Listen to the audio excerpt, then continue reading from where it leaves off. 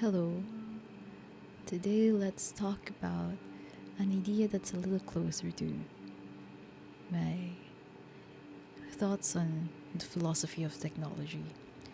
So, this is from a post that I wrote early this year in January, and it calls back a lot of the work that I've done much prior when I was working on a thesis on technology and social media and Martin Heidegger. And at the moment, I'm not currently focusing on the philosophy of technology, but it's always something there that I look into, and I do have some present work, smaller projects that involve it. But I truly enjoy this tension that comes between the appeal of technology and of this digital lifestyle, as well as I want to say, allure of being without technology, or what a lot of people might consider as being closer to nature. And a previous idea is that there has to be a clear separation between the two, that you have to completely let go of this poison that's the internet and not get yourself involved with it. However, recently, and I'm not sure if this essay reflects it, but recently I've been realizing that it's not so much of a battle in which one side has to win, but it's more so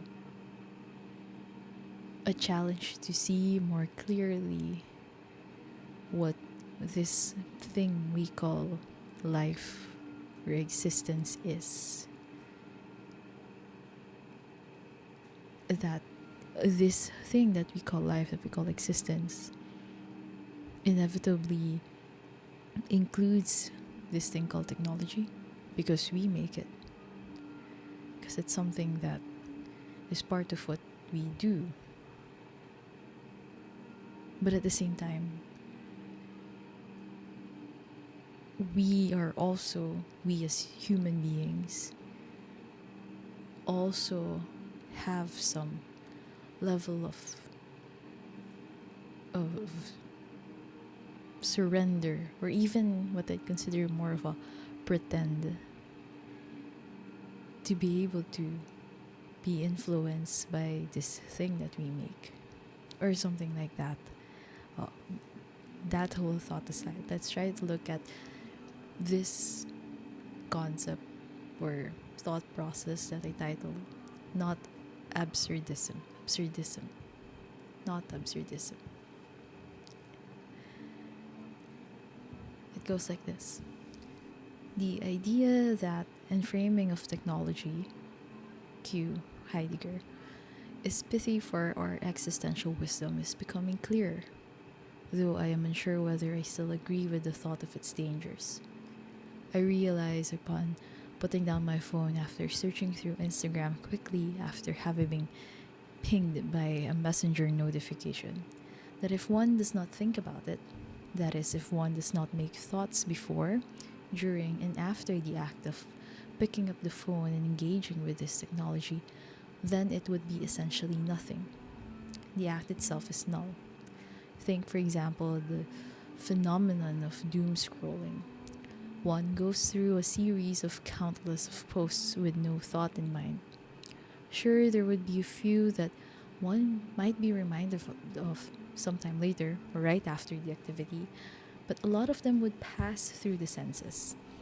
The eyes would see it, the ear would catch the sounds, the skin would feel the gadget, but they would become void, for the mind cannot remember and process them all. Hence, people feel a sense of emptiness, as though they had wasted their time after such an activity, because at the end of it, they get nothing. There's a movement that presents invitations for documenting one's life, and many of these say that doing so is important, so that the fullness of life would be made concrete. The idea is that most events are easily forgotten, and so life could just slip by without one realizing how eventful it has been. Without the effort to document, to make concrete memories, then the past may seem as though it had never been. Think of stories about someone losing their memories. To them, none of the things that had happened in the past matters. Yet, it may also be important to realize how easy it is to rethink memories. A bad experience at a certain age may be reflected upon later on and seen in a new light. Here, all that had changed are thoughts. The process is entirely mental, but it may mean the difference between someone with a zeal for life and someone ready to jump off a bridge. I propose we try to see here how our relationship with technology reminds us of how we may approach life. While the idea behind actively documenting one's life is wonderful on its own, its reverse is also potent.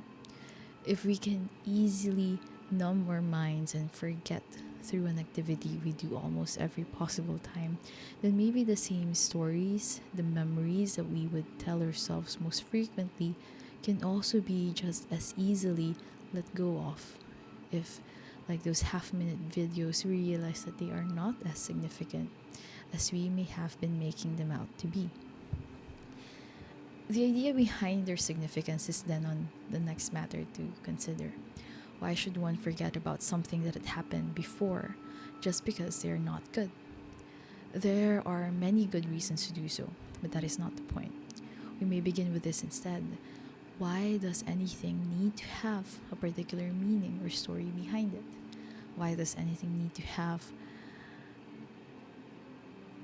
a kind of cognitive or intellectual processing for it to be considered significant or important?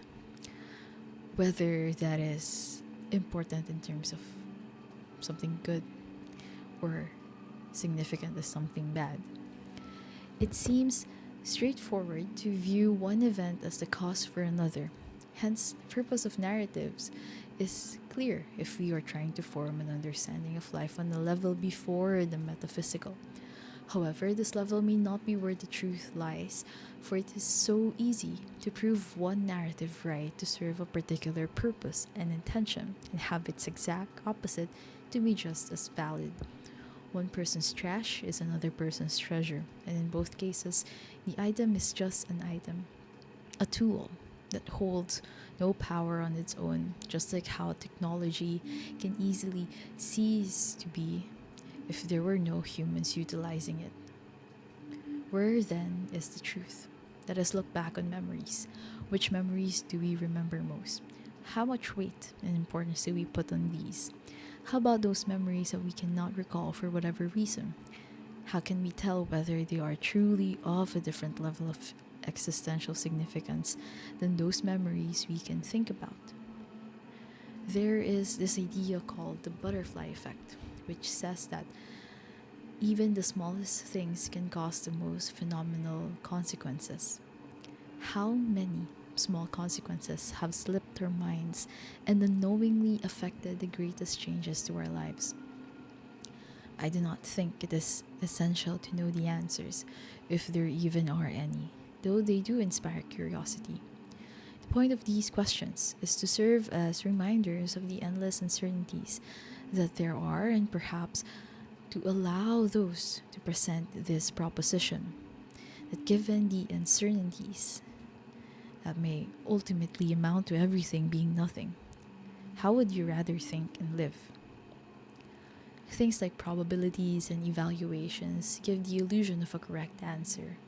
I choose to do this activity because of XYZ reasons. According to ABC, the chances of its success are N. Yet, what may escape all these theorizing is accountability. The most corrupt politicians use the same means of rationalization in keeping a country impoverished that may stop one from recognizing themselves to be more than where and how they were born. An educational YouTube video comes in the same variety of styles as a useless video. If you cannot attribute to your past nor to a future that is non existent, whatever it is that you're doing at the moment, how would you still proceed? In what manner would you do so? If none of the meanings that you give to events, circumstances, phenomena, details, etc., can be truly validated, which of them would you still hold? This is not to call for absurdism. I think that it's just another narrative altogether, but perhaps it may be worth something to try to think from a place of nothingness every so often. No past, nor future, or even present, so we can feel, once again, the center from which anything can come about. That's a lot shorter than I had imagined it would be. I think primarily because I just went in and read instead of putting in my thoughts as I was reading. And part of that is because perhaps due to the temporal distance that I have right now with this essay, that I have to reread it and reprocess the thoughts that I put in here.